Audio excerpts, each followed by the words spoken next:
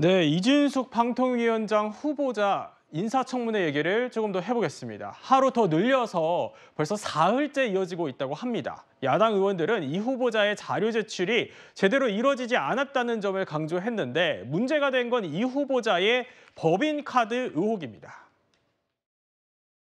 사용처가 호텔인 결제 내용만 216건, 총 5,900만 원에 이릅니다. 제가 법인카드를 사적으로 사용한다? 있을 수도 없고 없었습니다. 당신 같은 사람 검증해야 되는 게 답답합니다. 눈이 빠지게, 눈이 빠지게 보고 있어요. 드러나면 반성을 해야죠. 저는 반성할 일 한 적 없습니다. 대한민국은 지금 적화로 사람 때려잡는 나라 아닙니까? 보수적인 커뮤니티에서도 이 정도면 구속해서 수사해야 되는 거 아니냐, 이게 댓글의 주입니다. 네, 김수희 평론가님, 이 장관급 후보자의 인사청문회가 사실 사흘째 이어지는 건 좀 이례적인 것 같아요. 저도 그렇게 본 적이 없는 것 같은데 어떻게 좀 보십니까? 네, 뭐 전례가 없는 일이고 특이하게 볼 수 있는 일인데 어떻게 네. 보면 또 상황 자체가 여러 가지로 특이하다라고 볼 수도 있을 것 같습니다. 그러니까 이준숙 후보자 같은 경우는 대전 MBC 사장을 했었고 과거에 또 MBC 기획본부장 등의 간부를 역임을 했는데 그때 마침 또 정권에 의한 방송 장악 이런 논란들이 굉장히 강할 때였거든요. 그러다 예. 보니까 그때 이제 서로 간에 이제 좋지 않은 기억을 갖고 있는 사람들이 참고인 증인으로 나와서 또 격돌을 하기도 하고 또 거기에 직간접적으로 연루돼 있는 사람들이 또 나오고 있는 이런 상황입니다. 그렇게 봤을 때는 이 논란 자체가 오랫동안 갈 수밖에 없는 일이 아닌가 이렇게 보여지고 그래서 네. 3일이라는 기간도 어떤 입장에서 봤을 때는 짧아 보일 수도 있는 그런 기간이 아닌가 싶고 또 이제 법인카드라든지 이런 문제에 대해서 이준숙 후보자가 좀 제대로 된 해명을 하지를 못했습니다. 무슨 광고를 유치하겠다라고 해서 이제 쓰인 카드라고 그런 몇몇 내역들에 대해서 얘기를 했는데 광고 유치를 왜 서울에 가서 대전 MBC 사장이 하는지 그리고 상대방 만난 사람들이 MBC 방문진 이사들인데 어떤 광고 유치를 한다는 것인지 이런 것들이 하나도 설명이 안 되는 거거든요. 그런 의미에서는 물론 저는 사실 오히려 거꾸로 앞으로도 좀 이런 장관급 인사에 대해서 3일까지는 아니더라도 한 2일 정도라도 예. 하루가 아니라 더 넉넉하게 해볼 필요가 있지 않은가 그렇게 보이고 현재 나온 쟁점들은 사실 3일을 다퉈볼 수 있는 그런 쟁점들이 나온 게 아닌가 싶습니다. 네, 그렇군요. 그런데요, 어제 청문회에선 이준숙 후보자가 말씀해 주셨던 것처럼 설명 자료를 양손에 들어 올렸다가 불꽃이 튀기기도 했습니다. 저희가 그 장면 준비했는데 영상으로 보시죠. MBC 내부에는 트로이컷이라는 프로그램을 해서 직원들을 사찰하고 엄청난 이게 그때 MBC의 인트라넷이 해킹당했던 자료입니다. 어떻게 돼 있느냐? 그거 내리십시오. 지금 피켓 투쟁하십니까? 왜 드렸잖아요. 자료를 한 손으로 들어서 제시하는 것은 가능하고 아니, 잠시만요. 두 손은 안 된다는. 우선 마주보는 제가 깜짝 놀랐습니다. 양손으로 이렇게 들어 올려서. 본인이 불쾌하니까 사과해라 라는 말씀입니까? 이준숙 후보자는 나이가 몇 살입니까? 개인정보에서 말씀드리지 않겠습니다. 양쪽에 피켓을 들고 피켓 투쟁하는 후보자가 있었습니까? 있었습니까? 박영선 장관 후보자. 아니, 제가 얘기했잖아요. 양손으로 든 거 가져오세요.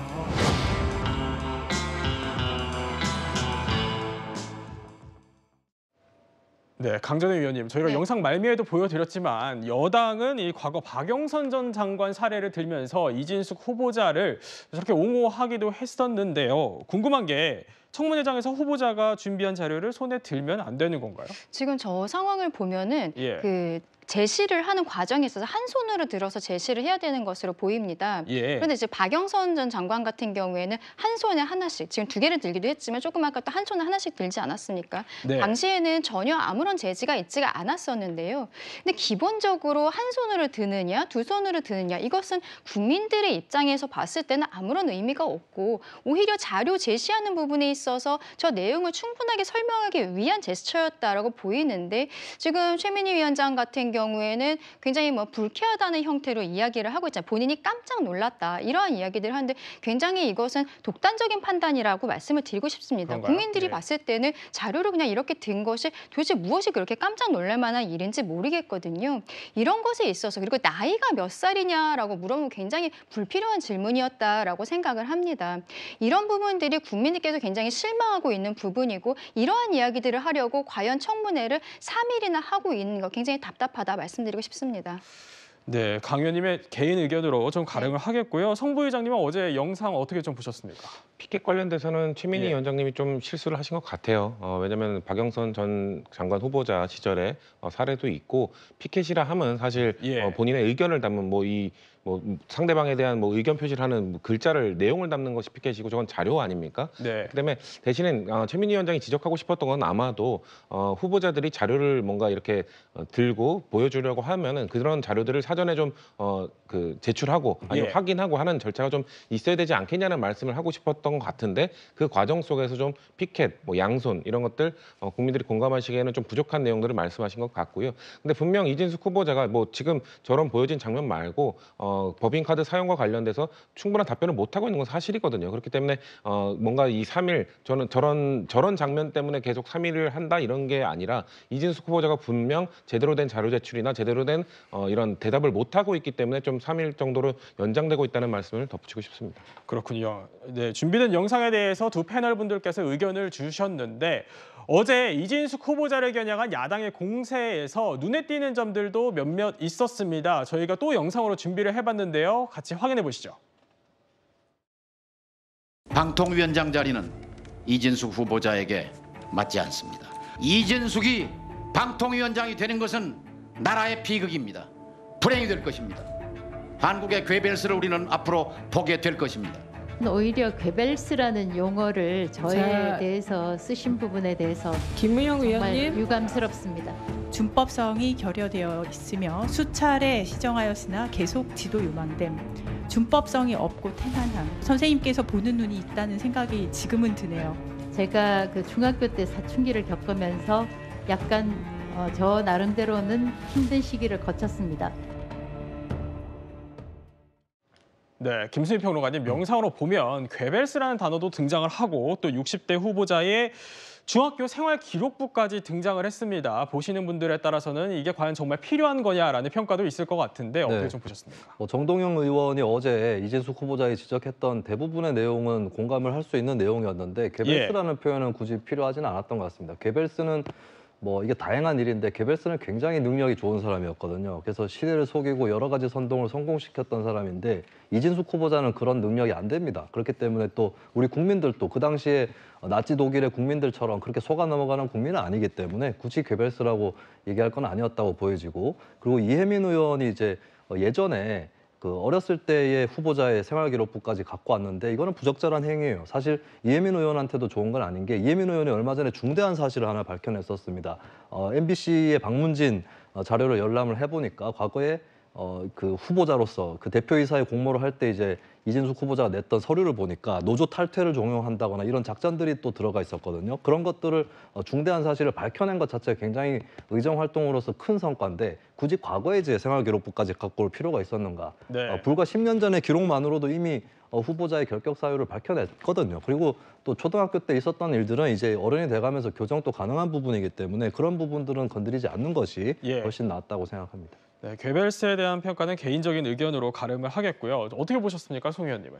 과거에 우리나라에 온로비 특검이라고 하는 게 있었습니다. 그리고 예. 그때 이제 국회에서 청문회도 했는데 당시에 국민들이 알게 된 사실이 딱 하나 있었죠. 앙드레 김의 본명이 무엇인지를 온 국민이 알게 됐습니다. 이번 청문회에서도요, 아마 국민들께서 알게 된 사실이 하나 있다면은 헌혈을 할 수 없는 경우가 어떤 경우인지. 그러니까 눈썹 문신을 하면은 의사가 아닌 사람에게 받았을 때는 6개월간 헌혈하지 못한다. 이거 하나 알게 되셨을 겁니다. 그게 왜 나왔냐? 지금 야당에서 이진숙 후보자 보고 44년 동안 헌혈을 한 적이 없다면서 그걸 가지고 방통위원장 자격이 있네 없네 그런 이야기를 하고 있기 때문인 것이죠. 그러니까 이런 소모적인 인사청문회를 해서는 안 되는 것이고, 지금 오늘 하루에 청문회가 국회에서 동시에 3개가 진행되고 있습니다. 저 이진숙 후보자 청문회가 3일째로 연장이 돼서 하고 있고, 그다음에 탄핵 청원 청문회라고 하는 것을 하나 하고 있고, 그다음에 대법관 후보자 인사청문회가 열리고 있습니다. 그런데 이렇게 망신주기식 청문회를 하면 아마 국민들께서 그 세 청문회를 모두 다 외면하실 겁니다. 시어머니가 며느리를 괴롭히는 그런 드라마는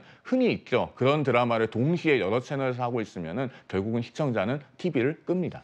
네, 강 의원님은 좀 어떻게 보셨나요? 사실 오늘 저희가 전해드리면서도 청문회가 좀 많아서 이게 시청자분들도 혼선이 있을 수 있겠다, 피로감이 있을 수 있겠다는 우려가 있었거든요. 어떻게 좀 보십니까?